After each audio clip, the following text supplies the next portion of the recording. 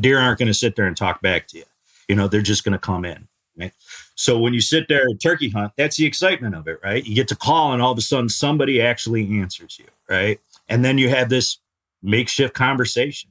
And it's however you talk is how you're going to convince them to come in. Welcome to the LandTrust Podcast, where land, technology, and the outdoors meet. Whether you're a landowner, an outdoor enthusiast, or someone curious about the future of recreation on private land, you're in the right place. Each episode, we share real stories from the LandTrust community, from unforgettable guest experiences to conversations with landowners about their land and why they choose to share it, plus interviews with leaders, shaping how we all experience the outdoors. And now, here's your host, Nic De Castro. Today, we're headed to Southwest Michigan Acres in South Haven, Michigan, where a spring turkey hunt turned into something John Shefcik won't forget. This episode is part of our 5-Star Stories series, where we dive into the unforgettable moments shared between guests and landowners through LandTrust. I'm your host, Nic De Castro, and I'm the founder of LandTrust. Let's get into it. John, welcome to the show. Hey, Nick, how you doing? I'm doing great, man. I really appreciate you hopping on. And right before we hopped on here, it sounded like you actually have already been out hunting today. Yeah, I tried to go out this morning. It was raining a little bit, but, a bad day of hunting is better than a good day working. Yeah, here I am in the office. But cool. Where are you based out of? So I live in Illinois. Actually, I'm in a Chicago suburb. I've been there all my life, but I travel all over going hunting now. I retired about 3 years ago from a police department. So now, awesome. My thing is turkey hunting. So I travel all over trying to get my U.S. Super Slam on grabbing a turkey in every state. Wow. That's I'm envious of that goal of yours right now. As we were talking about before you hopped on, I'm on the other side of the spectrum from you. I've got little kids right now, so I'm at the beginning of the journey. But who knows? Maybe someday I'll get to hunt as much as you do, which is amazing. By the way, I don't know if you saw, we just listed our first Mexico property where you can get a Gould's. I've already gotten 2 Gould's, and I will have to say, Nice. Going down there, it is absolutely amazing. Out of all the turkey hunts that I've been on, going out there and hunting is a completely different animal than hunting up here, and those birds are absolutely gorgeous. I love my Merriams, but those Goulds. They're beautiful birds, and they're huge. They're absolutely huge birds. Really? Yeah, it's on my list. My grandmother's from Mexico, so I have a lot of Mexican blood in me. And the place we listed is in Chihuahua, and the landowner there said, you got nice bunk lodging, nothing fancy or anything, but you also get like a cook, which I'm just envisioning like someone like my grandma coming and cooking all 3 meals for me the entire time, which would be probably the highlight of the trip, anyways. I mean, when I went, so I used an outfitter, and it was a newer outfitter, and I like using newer outfitters when, of course, I don't use LandTrust. Yeah, I like to give guys an opportunity, and this was just an outstanding hunt. The food was great, the people were great, the hunt was great. I would love to go back there. All right. Well, you'll have to check that one out that we just got live for next season. Or even if, hey, you're retired, maybe this season. I don't think that stuff starts heating up till the next couple of weeks. But why don't we bring it back to this experience, which you just, I think you were just out in this Michigan property in the last couple of weeks, right? Last weekend I was out there. Last weekend. Okay. We're getting a tight loop here. So, we kind of talked about what gets you excited for turkeys. You have the bug, you've got the sickness. I know some of the guys over at Mossy Oak and down here in the South, turkey sickness is a real thing. What kind of made you look at this particular property, and what made you, book this one on LandTrust? I look for a few things, right? This year, I had a tight schedule, so I couldn't. Normally, I go out west, right? I think I booked maybe 4 or 5 hunts just out west with LandTrust over the last 3 years. Wyoming, twice, Nebraska, Kansas. I like going out west. But again, I'm trying to do my U.S. Super Slam. I couldn't stray too far from home this year. So I was concentrating on the states that were around Illinois. So I'm hunting my home state today.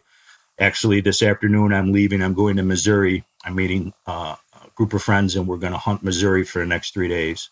I'm going to come back home, hunt Illinois, and then I don't have nothing for next weekend, but the following weekend I'll be up in Wisconsin. Actually, I booked another trip through LandTrust up in Wisconsin.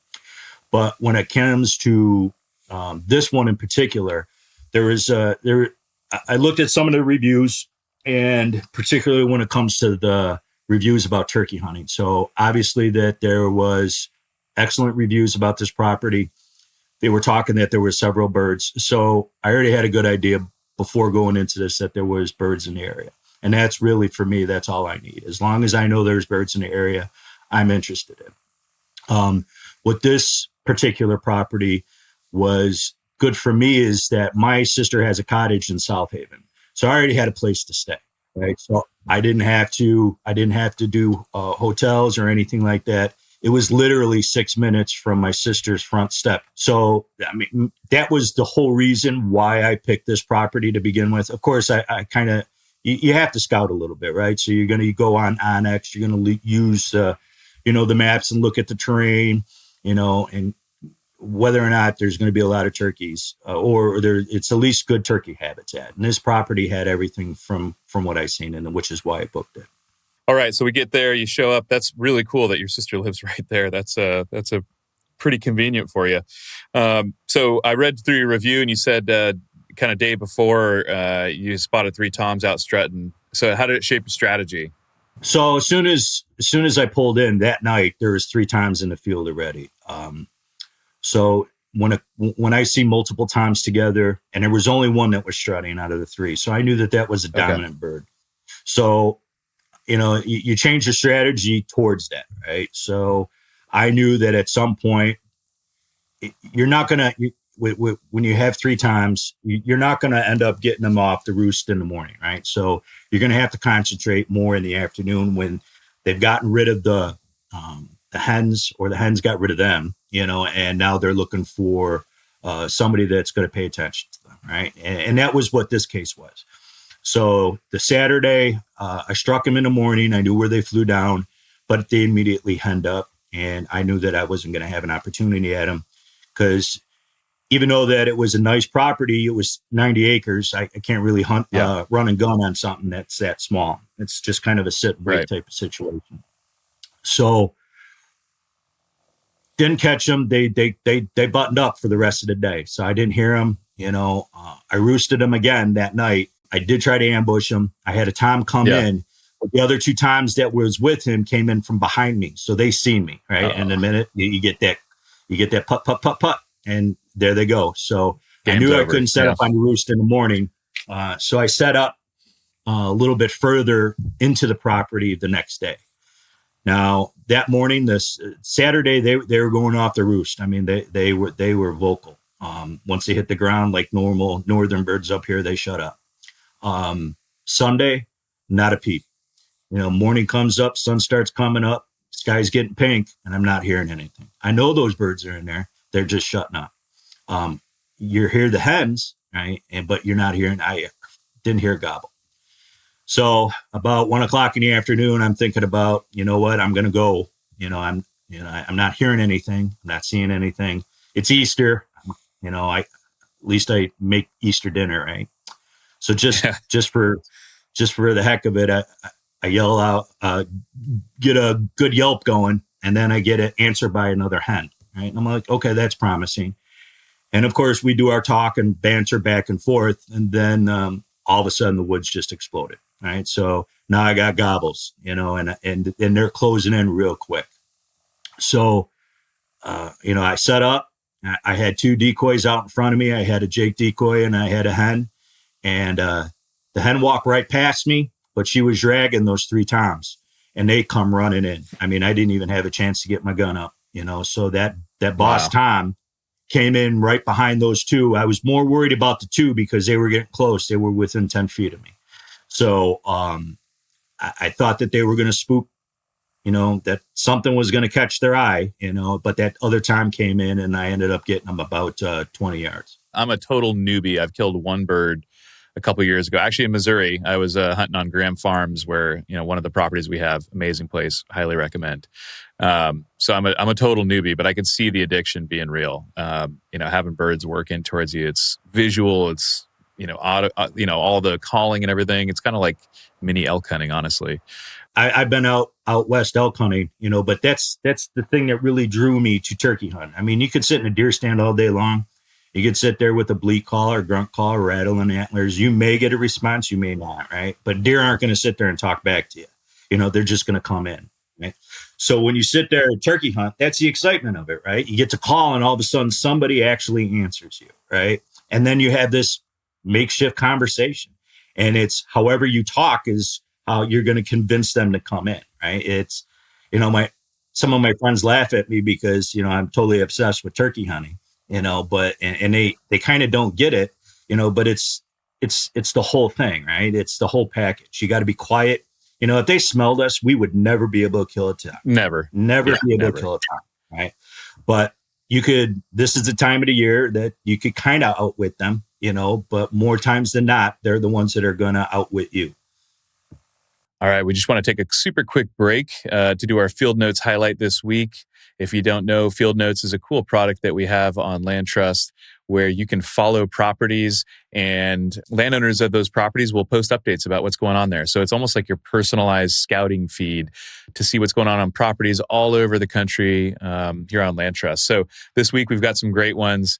One that kind of caught my eye this morning as I sat down is obviously this is a really cool one about elk here on La Dolce Vita Ranch in, I think it's Guthrie, Colorado. I actually don't know how to pronounce that. So you can see we've got a video that the landowner has posted about some elk here. Sorry if you're not watching. And then just nice herds of elk kind of popping all over the property, which is really cool, coming down to the water and feeding. And then, of course, at the top of the feed was a beautiful turkey killed out in Forsyth, Montana. And the landowner talking about that guest already booking to come back next year. So if you haven't checked out Field Notes, highly recommend it. It's just a cool feed to scroll through.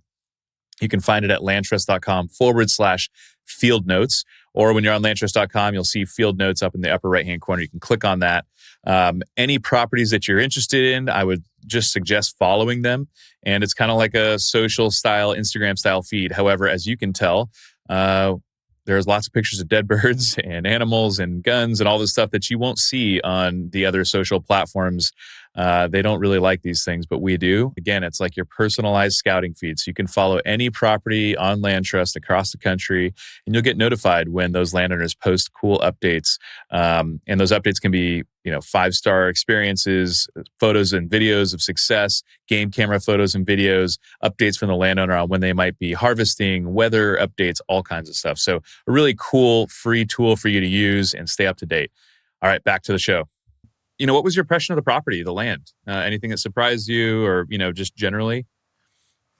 No, not at all. So, I mean, that's the nice thing about LandTrust. You get the pictures, you'll get an aerial, right? So you have a somewhat of an idea of what you're kind of getting into when you go out there, right? As long as you do your due diligence on what property you're looking at, right? The big thing for me is the reviews, right? That's important, right? So and that's important just for every hunter, right? If you're not leaving a review and you have other hunters that are going in and looking and there's no reviews or you're not reviewing the property, right? You're not giving those other hunters an opportunity to know whether or not the game that they're looking for is on this particular property, right? Nobody wants to waste. Right. That's what it comes down to, right? Totally. Yeah. I'm at a position in my life where I could, if I want to go hunt next week, I'm going to go hunt next week. Right. If I have an opportunity to go and hunt tomorrow, I could do that. But I know that 20 years ago, I couldn't do that. I mean, that's me. 10 years ago. 10 years ago, I couldn't do it. Right. And that's why I love LandTrust is that it allows me to not waste time. I could go through there and I could look at all the different properties, look at the reviews, look at the pictures. Right. And I'm going to say, that's a property that I'm interested in hunting. And I mean, I've been on 8 hunts through LandTrust already over the last 3 years. And I think I've been successful 7 of the 8 times. Right. And the 8th time, great. That was my fault. I missed. Yeah. It's still hunting. Yeah. Yeah. Right. You're still out there, and the nice thing about it is that when I do LandTrust, I don't stay in hotels. Right. So I'll pay to Right. camp, or they'll let me camp there. Right. I love going to a clinker ranch in Wyoming. I absolutely Oh love yeah. that property. So I've been out there twice. I'll sit there and camp in the far Black Hills, and you're just sitting out there and you watch the stars. It's the whole ambiance of the hunt itself. Honestly, to me, there's nothing better than waking up on the property you're going to hunt. That's Oh, like absolutely. that's kind of the ultimate. Like, it's not always possible, and sometimes you got to stay, in the Motel 6 down the street. But the best thing is staying on the property you're hunting and having it to yourself, frankly. Right. I mean, when I go like the Clinker Ranch, I mean, they got 13,000 acres. You could literally get lost. Nobody would Yeah. ever find you. Well, we got a few new we have a few new big Wyoming ranches that are coming online, maybe this week or next. So just keep an eye on really? that. But one of the other things too, I forgot you're kind of such a seasoned guest on LandTrust, and I appreciate that. Thank you. The other big pieces are reviews, photos, listings, but also you get to talk to the landowners. So, what was it like communicating with Amanda, who is your host here? She was great. Everything was through text message, so it wasn't. I had no problem with that. Right. I know a lot of people. That's how they want to communicate. Right. But some of the other property owners that I've been on, they've been absolutely great. Jennifer from Clinker. I mean, we talk on a, I wouldn't say consistent basis, right?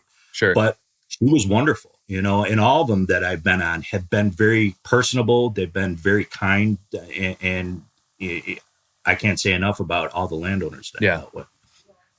It's really interesting. Yes, it is a transaction, right? There's money changing hands, and you're paying for access to a property. And some people think, and I've heard it said like, oh, it's there's no relationships anymore. And I just, because I get to see the thousands of reviews that come through the platform, and we're trying to get better. And that's why we're doing this podcast, by the way, just hear from the horse's mouth. Like, hey, you're someone who goes out and uses this, tell people about it. But it's like, it can be further from the truth. When I read the landowners' reviews about the guests and the guest reviews about the landowners, so much of it is about relationship. Yes, okay, you paid for the opportunity to come out and use the property, but it's not this cold, financial transaction by any means. Oh, absolutely. Every landowner that I've spoken to, I've spoken to in depth, right? So there's a contact that is made before you go out. There's a contact that is made from when you get there. And generally, every person has either taken me on the property themselves, showed me where they think that the turkeys may be, or where they're not. Everything has been awesome. I mean, this past just a few months ago, I had reached out to Jennifer and I said, "Hey, I'm not going to be able to make it out, this year to Wyoming." And we were both disappointed because we've developed that relationship. But it was just a thing as I just couldn't get out there this year. And I asked her, I said, "Do you have a problem? Would you mind? I would like to come out there next year." And she it was almost like she expected it, right? At this point. Yeah. I used to do the door knocking thing, trying to get access. In Illinois here, we have very little public access, right? Everything is about knocking on doors, trying to get access. Well, unfortunately, this is the time, this is the age where you knock on these doors and one of two things happen.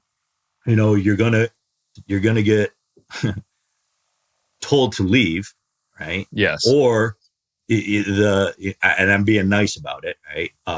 Or you're going to have to pay a considerable amount of money in order to do it, right?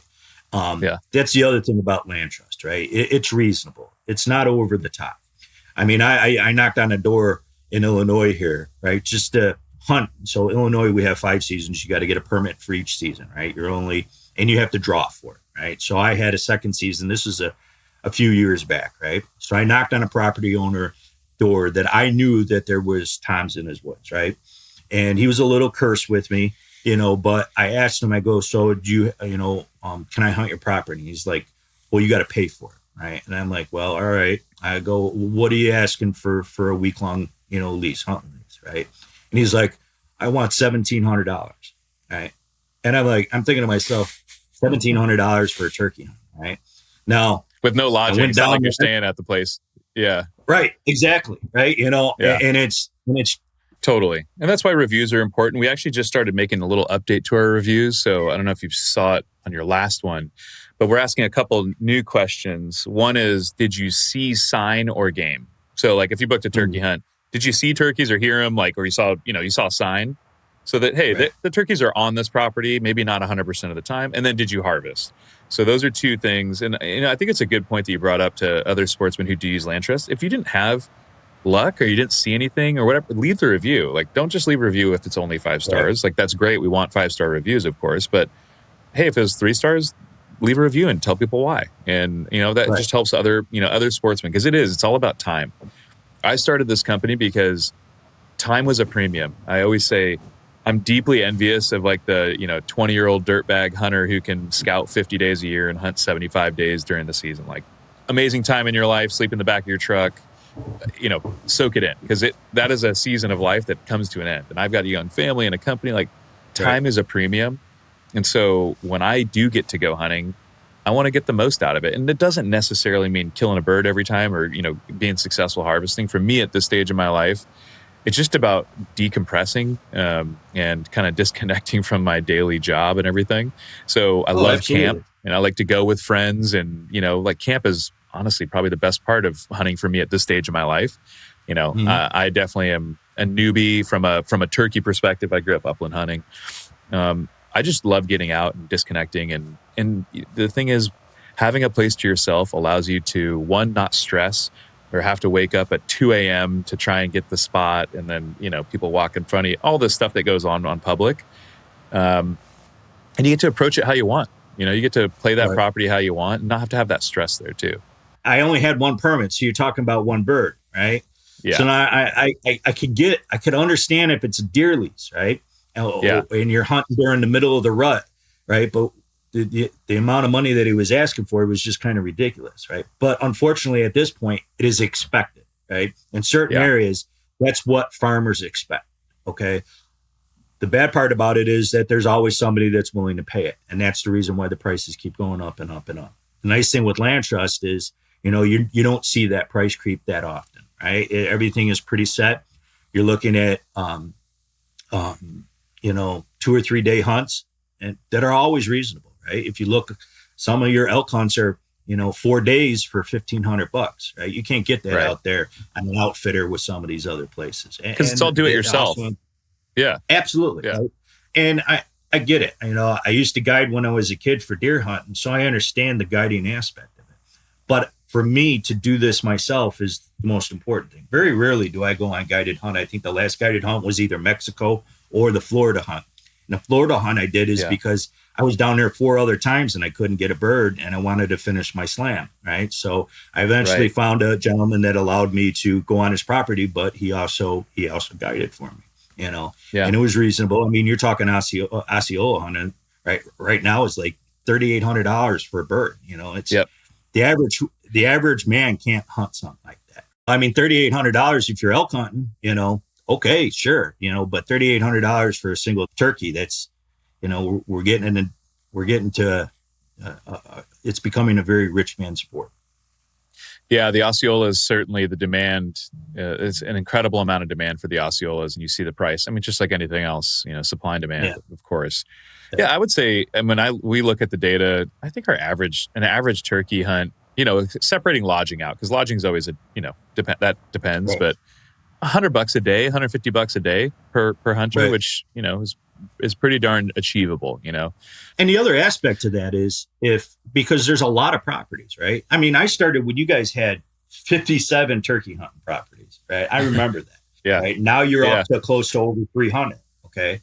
So, but the thing is that if you have a property owner that's charging you, $700 for 2 days, right? You don't have the book with them. Go find somebody else, right? And that's, you put a different search and there's all these farms that will pop up. You don't have to hunt with the ones that you feel are too expensive, But on the flip side of it, you have to do your due diligence. If you're looking at the property that's $50 a night, are there turkey there? So you have to understand that too. You do get, you get landowners that say they have turkey on it, and nothing against the landowners or the situation or whatever. But when you look at an aerial They have no woods. Okay. They seen a turkey Right. in the field, during the spring, and they're going to say they have turkeys. That's when that due diligence comes into a play and to be important when it comes to that. Absolutely. I mean, it's the whole thing, right? Like you said, you don't have to harvest an animal or a bird or whatever, right? But Yeah. it's stress free, right? If situation like I missed my bird in Nebraska, right? That was my fault, right? It wasn't because I'm sitting on public land and all of a sudden a hunter comes up from behind me because he's hunting the same bird, didn't know I was there, right? And then that bird Or thinks you're the bird. Oh yeah, and I've had that too, So exactly. There's a lot of positives. I have found very little, if any, negatives to booking with LandTrust. And I've told everybody that asked me if they ever need to hunt, right? If you need to do this, if you feel that you want to do a do-it-yourself hunt, this is the way to do it. Well, I appreciate that. And by the way, we always encourage, we talk to our customers all the time. We try to pride ourselves on our customer success and just being service oriented. So if there are things that are negative or, hey, we should change this or do that, we want to hear from people. So don't just hold that in, tell us. And we try to check in and, talk to people who use LandTrust all the time. Our, customer success people are on the phone, texting and phone calls all day, every day. So, we know we're not perfect. We always want to make it better, but we try to make a really quality experience for both our landowner hosts and our guests. But I guess on a kind of parting thought, like if there's anyone kind of thinking about maybe booking a hunt on LandTrust for the first time, any recommendation or advice to them, or anything you'd say? I would say definitely do your due diligence, so you're going to look at the property, you're going to look at the reviews. The reviews are the most important thing, right? And go into it with an open mind, just because there's good reviews doesn't mean that you're going to go out and kill a bird every time. Unfortunately, we live in a society where we could go on and, like you said, you watch these guys that travel all over the country, public land hunting, and they kill birds every single time. I will attest that I am not the best turkey hunter. I've been successful as I gotten older, but that's, that YouTube stuff isn't reality, right? So yeah, it's true, right? Do your due diligence when you're trying to pick these properties, and hunt within your expectations. Yeah, I appreciate that. Well, John, thank you so much for coming on, sharing your story. And again, someone with as much experience with our platform as well as turkey hunting. And I know turkey hunters specifically love LandTrust because we'll see guys book like 5 or 6 trips in a row and they're just doing a big loop around different states during the season. And so it makes it really easy. And, you don't have to waste time door knocking because it is less and less success in door knocking. And it's just, this makes it a lot easier and you have the places to yourself. So thank you for coming on and sharing kind of all your wisdom, having used us for a few years and given that kind of advice to those who might be considering it. Oh yeah, no worries. All right. Thanks, John. Thanks, Nick. I really wanted to thank John for coming on and sharing that story. I also want to thank him personally for being a longtime LandTrust customer. It means a lot to us here at LandTrust to trust us with your hard-earned money and time for your hunts and your outdoor experiences. So we do really appreciate that. And if you're interested in getting out to that property where John had that great turkey hunt, you can check out that property on LandTrust.com. You can just go to LandTrust.com and search for Southwest Michigan Acres, and you can see the property and all the different packages they have there. We'll also link it in the show notes. By the way, if you haven't liked, commented, subscribed, shared, etc., this podcast with your friends, family, neighbors, please do so. It does help us.